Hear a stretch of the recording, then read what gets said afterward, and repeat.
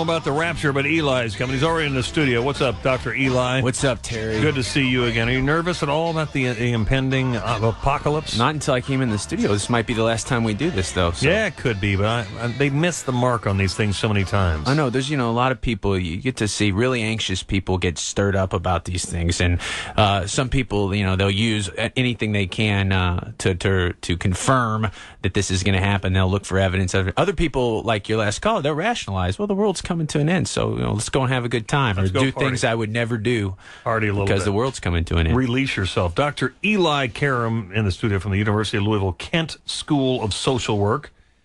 And he's also still president-elect, right? You're not the president yet? I know. It's a 2-year term. Can you believe that? Of the Kentucky Association for Marriage and Family Therapists. That's good. His website is elikaram.com. Karam is spelled K-A-R-A-M, just so you'll know. AM radio, AM. Karam. Right. There you go. That's right. All right, my friend. I know where we're starting this week. Arnold Schwarzenegger. Oh, wow. Arnold's had a rough week. All right. You've seen enough couples over the years, and, right. and you and your colleagues see people. When infidelity is announced in an unexpected fashion like this, wow. Where do you even start with a couple? Particularly in an instance where the one person says, oh, by the way, I want to have to be a man because the woman, you would have seen her pregnancy. The man would say, by the way, I fathered another child. I mean, this is quite a discovery. There's all different types of infidelities we've talked about on this show before, but this is a major secret that obviously Arnold was keeping for a long time. It has ripple effects, not just Arnold, Maria, and this the woman that he fathered a child with, but it affects their children and numerous people. When a story gets out like this, it does bring home just how devastating the effects of cheating are. But this is Arnold. I mean, he's a guy that made a living getting on a stage, posing, acting. He's obviously a guy that likes attention, and many types of men like this you can classify as really narcissistic, needing attention. So they take opportunity. The more power, the more money you make, the more opportunity you have. And it's one of these affairs that really was created because he was with this woman all the time, and it took off, and it spiraled out of control. Some of the reporting is creepy too. Like Maria would leave the house in the morning, and then the marital bed, and what? Yeah. I mean, it's like that's so disrespectful to the person right. you're with. I mean, your real partner. Right. It's like does somebody they leave their mind? What's going on with somebody who can be that detached right. from that type of affair? Their commitment? Exactly.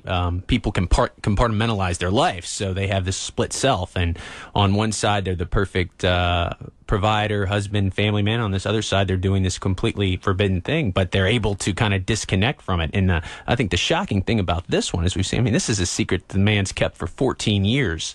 And we assume Maria didn't know about it, but also when you're in the public life or you have a lot to lose, we don't know what partners will go, what lengths they'll go to keep these secrets. So it's a very unfortunate story. And what's missed in this reporting is this is a whole nother family, a boy now, a teenage boy that has a father that is this public figure and is really kind of disconnected, and it's hard to make sense of not only what would lead Arnold to do this, but how he kept it for so long. But we don't know how much contact he's had with this boy, that he had with the maid. Other than he's been financially supporting him, it looks like by the reports. Right. So let's step back to the Schwarzenegger children that are of teenager age and college age.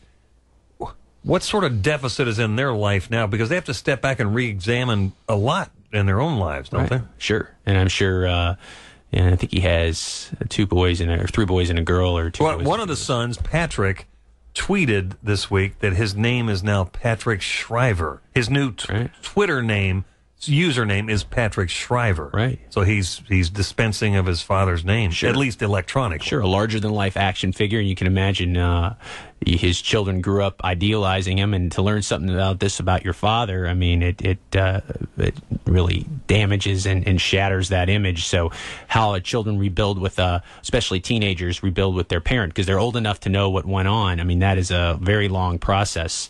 And he might not be married to Maria forever, but they're always going to be linked through those kids. So and that kid with the other woman. So is there going to be?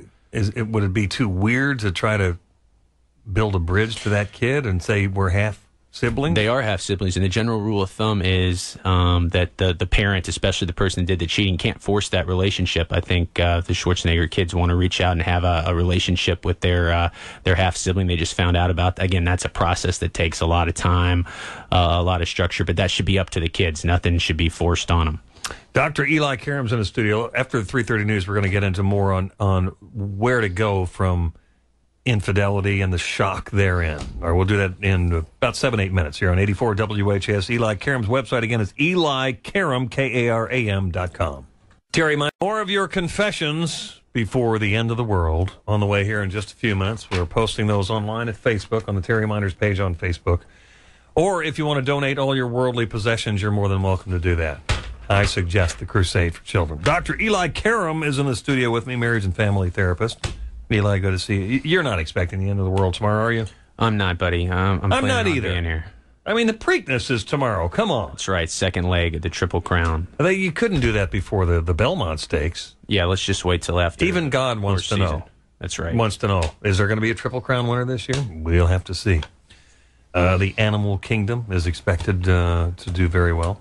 The big kingdom news, hopefully, will wait a little bit longer. Now, we were talking on some serious matters here a little earlier on the broadcast. The Schwarzenegger incident that's kind of rocked the talk of just about everywhere this past week. Dr. Eli Karam is a marriage and family therapist. He's at the University of Louisville Kent School of Social Work. For those of you who didn't hear the earlier conversation, it was about the shock of hearing these things. So where do couples go when there's the shock, not necessarily of another child being born, but just that your spouse has said, you know what, I've been carrying on with somebody else on the side, and they may not say I want out of our marriage. They may say let's work it out, or they may get forced into saying it. But what do you do with couples when this shock lands? Got to ask yourself two fundamental questions. If you're the person that was cheated on, you have to say, am I capable of forgiving? And there are some people, when they take those vows, that monogamy, and that is the most important thing to them. So they might love the person, they might have years built up, they might have children, but that is the one thing. Infidelity, whether physical or emotional cheating, they can't forgive, so they're done. Other people have it in them to forgive, so that's the one question. And then for the person that cheated, am I sorry? Am I truly sorry? Because if you're not, it's not going to work. So if you have a yes to both of those, I think the second step is all contact with that third party has to end, Terry. There's no way you can work on repairing or forgiveness if you're still seeing that person, because you can't control them. Lots of third parties will continue to contact, keep it going because it hasn't ended on their terms. Well, let me ask before you move forward. If someone says, I'm really sorry about that, what I did, I'm really, really sorry, and yet they go on to somebody else, even if they do cut off this other person, but then go on to somebody else, kind of like a serial philanderer, if you will, pathological issue, that goes on there. It is.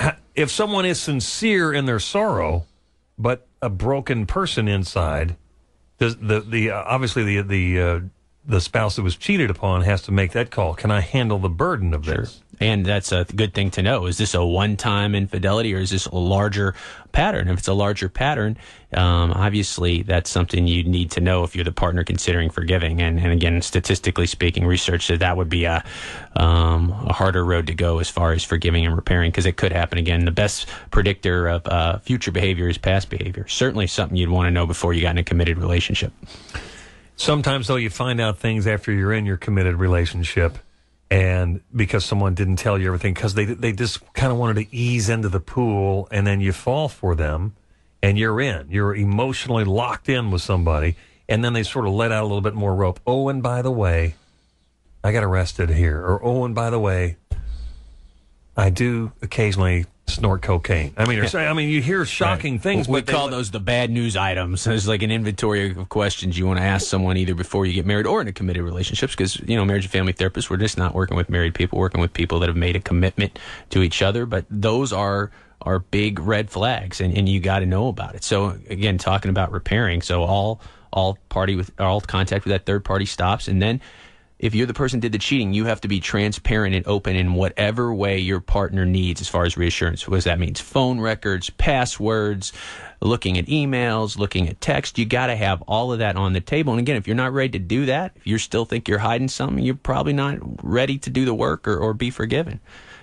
then you got to be open to the idea that this is an emotional roller coaster. If you're the one that did the cheating, you want things to return to status quo as soon as possible. But they never can, really, because that happened. Right. You can never forget. You can forgive. But the idea that your partner is going to be on an emotional roller coaster, I love you, I hate you, this mix of intense anger, shame, all of these things. So you're going to have to be on board with the idea, if you did the cheating, that it's going to take your partner. Some research says even in the healthiest relationships before, it takes 2 years to fully recover from even a one-time infidelity. And you certainly also have to be on the same page of what boundary you're going to put, Terry, around the people you tell. Give me an example. If you're thinking of forgiving your partner, but you're so hurt, you go out and bash him or her to your family and friends, and you might need support. I'm not saying don't get support, but it's going to change the way your family members and friends look at that person. When you show up at Christmas and everybody goes, there's the cheater. There he is. All eyes are on you.